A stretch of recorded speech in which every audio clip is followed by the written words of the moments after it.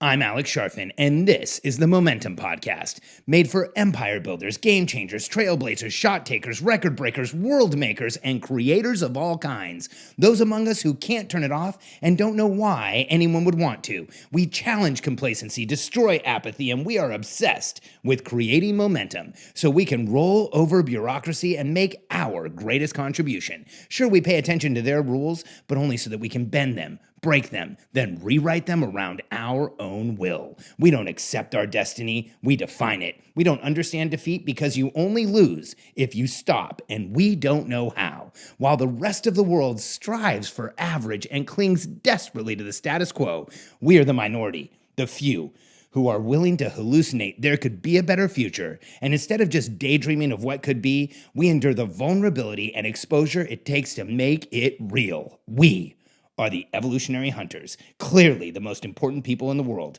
because entrepreneurs are the only source of consistent, positive human evolution, and we always will be. The danger of fake status. When I started on this podcast journey, I made a commitment to myself that I would be real and be raw and share what I'm really thinking with the people who were willing to listen to this podcast, because I feel like these days it's a massive exchange of your time for you to be here with me. So I made the commitment that the podcast would be as good or better than anything we've ever sold. And I also made the commitment to myself that I would share raw and real, even if it made some people angry, even if I frustrated some people, even if I called some people out every once in a while. And this is one of those podcasts because I think I'm probably going to really irritate or annoy a lot of people. And I'm going to try and do this as carefully and as graciously as I can. But I think there's this challenge today with fake status. Entrepreneurs who are trying to create success in their lives by first trying to create the appearance of having status or success and then thinking the success will come afterwards. You know, entrepreneurs often get confused. We do this. You know, we look to examples and we say, I wonder how that example achieved what they achieved, and then we try and replicate what they're doing. So what often happens is, as one example, we will look at someone who's really killing it, someone who we respect like crazy. You know, like you go look at Robin Sharma, and you'll look at what's Robin doing. Robin's doing YouTube and Facebook and Instagram, and he's all over the place, and he's got tons of content out there. And so what does an entrepreneur try and do? They try and replicate that, everything. They try and go do everything Robin's doing. And well, it's a misassociation. See, you have to first do one thing really well. Then you can go to the next one and the next one. And so far too many entrepreneurs try and copy an existing model and think that they will create success. But the challenge is you have to look at where you are versus where that person is. And one of the biggest issues that I see today is that entrepreneurs think somehow that status will create success for them. And here's the fact that anyone who has enduring status, anyone who has any type of notoriety that persists, actually does something worth hearing about, actually does something with value, actually does something amazing. And today, entrepreneurs are trying to buy status. Now, and it's you know, people these days, I've actually talked to entrepreneurs who have told me that if they could just get into the right mastermind or the right group where they could get the right pictures, they would be successful. As if somehow what is standing in between them and success is pictures of them with the right people. I don't even know how to comprehend that type of thinking. There's no situation in the world where pictures of successful people are standing in between you and success. And, you know, I can tell you, let me tell you how I know. Because for the past 5 years, since 2013, I was a member of Genius Network, and I had pictures of some of the most successful people on the planet. In fact, I made a lot of friends in Genius Network with people who have, in that time frame, become household names. Steve Sims and Dave Asprey and Sean Stevenson and a lot more people who are in that organization. And I had photos, and I spoke on stage with Tony Robbins and Peter Diamandis and Joe Polish, and I had all of the status in the world. But because we as a company didn't have a clear business model around what to do with that status, we were not succeeding at all. So I want you to understand, I can say with confidence and with 100% experience that status does not create success.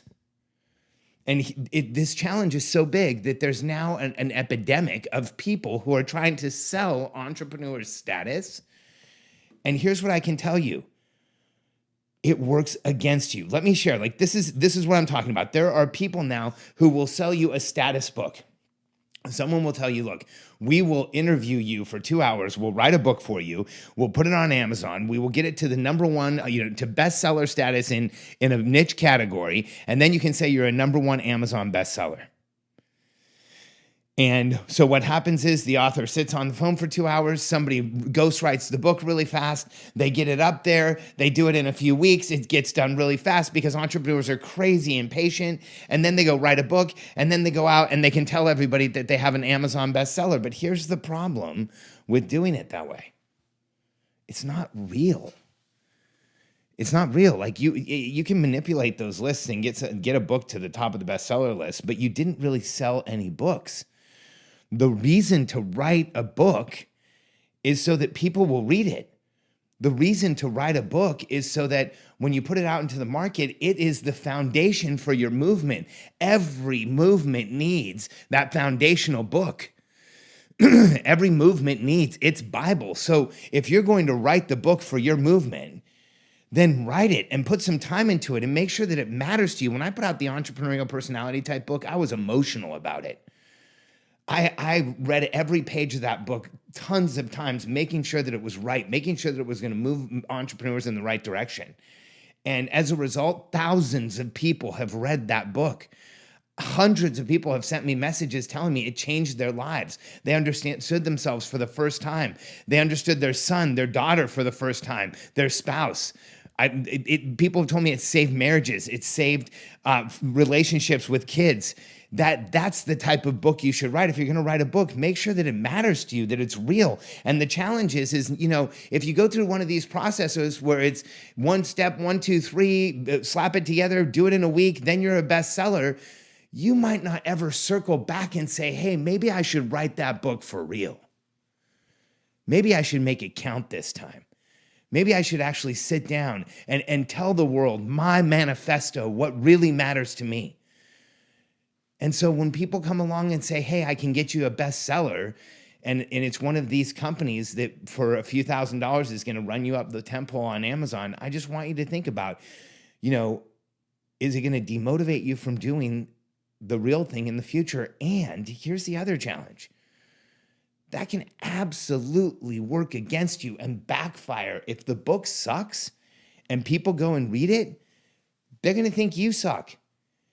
And so if the book isn't good, if it's not who you really are, if it's not part of the conversation you're going to have with the person, if it's not in your voice, if it doesn't include your concepts, then it's not going to work the way you want it to. It's going to backfire. It actually becomes a liability. If anybody reads it, then they've read a piece of work about you that isn't really about you. See, when someone reads the Entrepreneurial Personality Type, they are getting my manifesto on who we are as entrepreneurs and where we came from. It took me forever in my career to write a book. That was the first one I did. And the reason I wrote it is because it was too important not to write. And today, people who are writing these books that just don't really mean anything, and here's the challenge, is that they think that they mean something. Now, I want you to know, I'm not saying that everyone who's gotten an Amazon bestseller is in this category. In fact, I also want you to know, I know of companies where you get on the phone for a couple of hours and the writers are so good, if you're willing to sit there and go through iterations with them, you actually get a very good ebook or a short book out of it. So I'm not saying that it can't be done the right way. But if it's flipping and you don't put time into it, and you don't put energy into it, it's not really about the book, it's more about the status, that is a mistake. And these days, the people selling status have taken it to new heights. And this is something that I'm probably going to lose a few contacts over because I've been in mastermind groups with the people who have companies like this. But there's this new status sale where you buy events where you go and you get fake status and fake recognition. Let me just explain how it works. When I first heard of this, I was like, how on earth would anybody ever buy that, thinking that it would move them in any direction? In fact, at one point, I was offered to go to one of these, and here was the pitch. The event was at Harvard, but it was in the Harvard Faculty Center. And it was made very clear during the pitch to me that, I was going to go to Harvard. I would be able to speak at the Harvard Faculty Center so I could tell people I had spoken at Harvard. And I thought to myself, well, I've spoken at MIT. That would actually be pretty cool. I've spoken at MIT and Harvard and a few other colleges and at Lynn University. And I can't remember the other ones, but,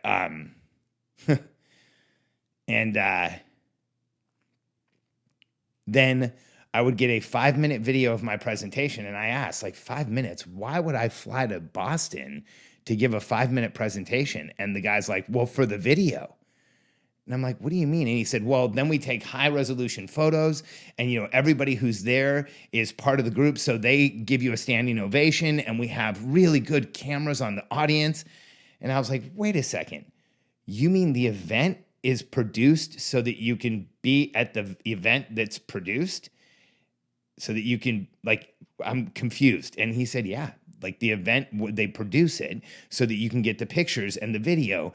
And it's embarrassing because it's not real status. You cut a check so that you could stand in front of a logo at Harvard and say that you spoke at Harvard.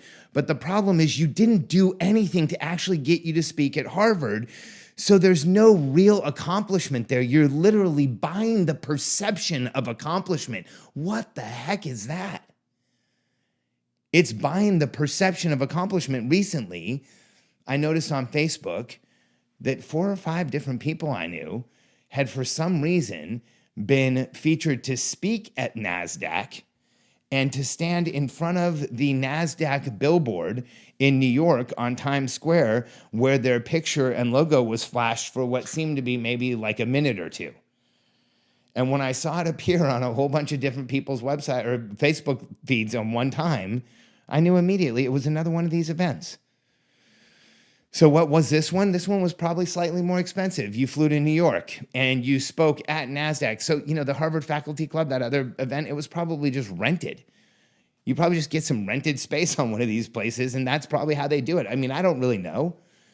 But the challenge is this last one, NASDAQ. So let's just look at this one. So people paid money so they could go stand in the room with everybody else who paid money, or sit in a room with everybody else who paid money, then speak to all of the people who paid money to be at an event speaking to all the people who paid money. And then they all went over to Times Square and stood there while their picture flashed up on the big screen TV for a minute or two.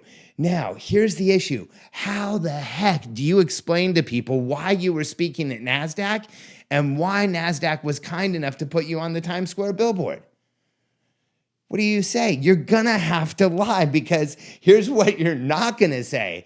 Oh, I cut a check for however many $1,000, and that was an event where you pay to stand in front of the billboard, and then you give a speech to everybody else who paid to be at the event. You're gonna have to make something up. You're lying. That means the foundation of everything you say next is screwed. That's not real. You're building the entire relationship based on a sham. I mean, we both know that's complete BS. Writing a check to stand in front of a logo and say that you've spoken at an event. You know what? I know there's going to be listeners that I lose over this, because I know there's people who have done this, and there's people who think I'm crazy because I think you shouldn't. And I know a lot of really well-known people. If I called them right now, they would take my call. But you're not going to see pictures of them on my website. And you're not going to see me trying to jump in front of, cameras with them. And and make it so that everybody sees who I'm with and why. I mean, you can see it on my Instagram stories, but I don't need to broadcast who I'm with to let the world know who I am. And I can get a tremendous amount of attention with my content standing in front of a wall without anything on it. I don't need to go fly up to New York to be at an event where I pretend like I'm there, or where I sit in an audience pretending like I'm there to see 50 other people who wrote a check to get the same fake status I did. And so if this is something you're considering, or if this is something you've been pitched, or if this is something you've heard someone do that you've thought about, I want you to understand something. You don't need status to be successful, and there are no cases where status will actually create your success. You have to do something about it if you want to be successful. And I coach a mastermind of $1 million plus entrepreneurs, and not one of them spends a minute thinking about their status, because they're too busy thinking about how they grow their business, make their team more effective, and make their contribution to the world. So if anyone tries to convince you that where you need to start focusing on first is creating status, they are making you do it backwards. And when you do things backwards as an entrepreneur, they backfire. We both know all it takes is for one customer to ask a few questions about your NASDAQ speech, and it would be embarrassing, because I'm sure at the status event, they tell you the dialogue to use. Like when somebody says, hey, so why were you speaking at NASDAQ? Oh, I was invited to give a keynote, and they were kind enough to put my logo up on the screen for a couple of minutes. Well, that probably kills most questions right there. But then what if somebody asks you, oh, well, why were you invited to give a speech? What kind of event was it? Did you get paid? Were you speaking with other people? Who was the host of the event? Why were you there? And you're going to feel so ridiculous for having tried to buy your way into the club of people who are doing extraordinary things in the world. My advice to you is get to know yourself better. Slow down. Take some deep breaths. Figure out what matters to you more in the world than anything else, and go chase it down and create massive success, because that will create the status for you. And I can tell you, I had status for years standing next to some of the most successful people out there and documented it all on Facebook, and there was no success that came out of that. But figuring out who I served and how to stop their pain and how to create the product that actually created momentum in their lives changed everything. And that's creating more recognition and more attention for us than anything else. And there is no way possible that I could buy the amount of attention and recognition and traffic and referrals and people talking about us that we have going on today with fake status. You know, we were up at Russell Brunson's Inner Circle a couple days ago, and what was amazing was how often either one of our products, our name, my company name, me, the Billionaire Code, or my presentation at Funnel Hacking Live came up. In fact, Matt Olaya started putting down hashtags, and it was on the second day 15 times.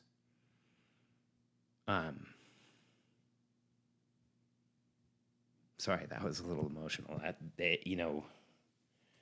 That is one of the most intense rooms of entrepreneurs I've ever been in.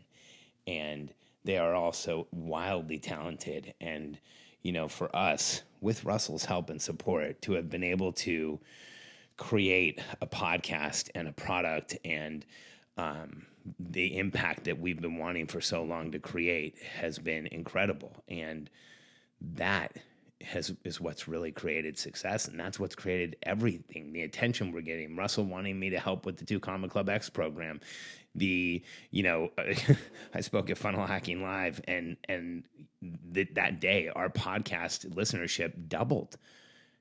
Half of you are here because of that presentation, and doing actual real speeches at real events and making a real difference in people's lives, and making clients so thrilled that they refer you to speak, and they tell other people that they need to hear about you, and they refer people to your podcast, and you write a book that's so good that people download it and they forward it to other people.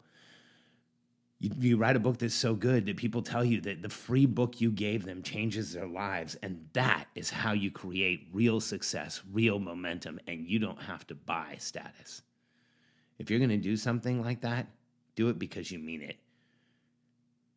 The only reason to give a speech is to change the world. And that's the responsibility you should think about every time you get up in front of a room, because that's the opportunity you have. And if you go buy that moment for yourself, if you go buy that experience for yourself in this trumped up and kind of faked out way, you never know what you're doing to your future ability to attract the reality into your life. If somebody offers you fake status, run. That person is not someone you want to do business with. If you want to know more about yourself, understand yourself better, and create more momentum than you ever thought possible, let me help you. Don't chase fake status. Instead, figure out what really works for you. Download my book, the one I was talking about today, The Entrepreneurial Personality Type. Go to freemomentumbook.com, freemomentumbook.com, and download a copy. Do me a favor. If you read it, print a picture of the cover and take a picture of yourself on social media and tag me. Let me know what you think. I'm looking for feedback. We are rewriting that book, and it's going to come out again, published for real this time on Amazon and in bookstores. You can be part of that if you take a picture with the cover, post it on social media, and tag me.